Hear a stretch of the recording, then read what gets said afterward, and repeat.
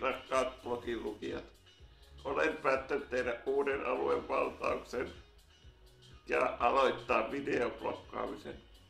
Tämä on siis Pietarin blogin historian ensimmäinen videoblokkaus.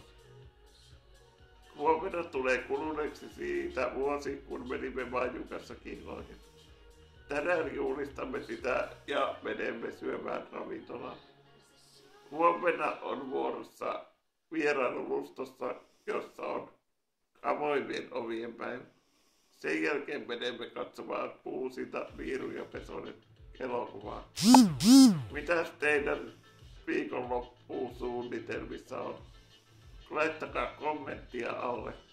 Hyvää viikonloppua teille kaikille.